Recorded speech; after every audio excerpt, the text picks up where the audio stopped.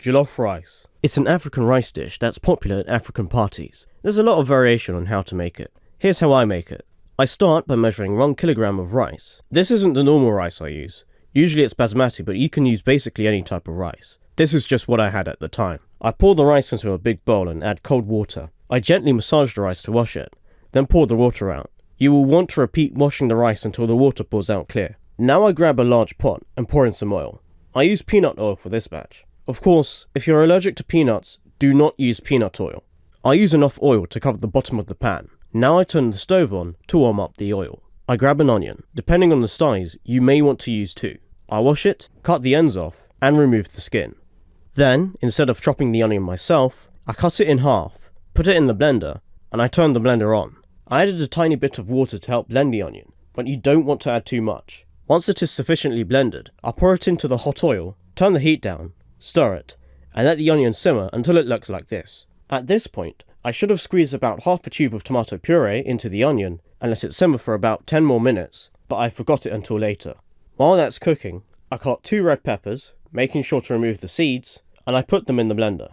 This is how many spicy peppers I used. 2 Scotch bonnets and 4 chilies, homegrown by my parents. Ideally they should be red, but I've already used all the red ones. I cut the peppers, put them in the blender, again with a bit of water, and I blend them along with the red peppers. Once they are sufficiently blended, I pour the pepper mixture into the pot, stir the contents, and let it simmer. While that's cooking, I add 4 cloves of fresh garlic, using a garlic crusher. At this point I also added the puree, and after letting the stew simmer, it now looks like this. At this point, I added a whole bottle of tomato passata. The alternative is blending fresh tomatoes, but I had the passata to hand, and it has worked for me before.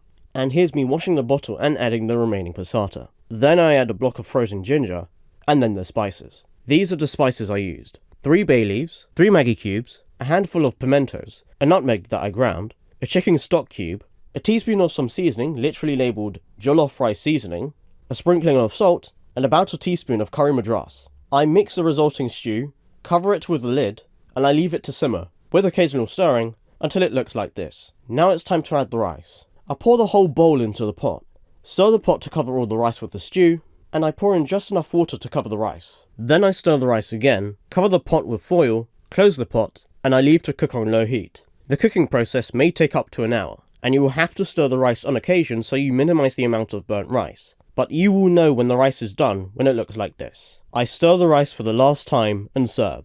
This is how I make jollof rice. And by the way, this batch was absolutely delicious. Making jollof rice to your taste requires some experimentation, and I recommend using this recipe as a starting point of your journey to making tasty jollof rice that works for you. Hope this helps.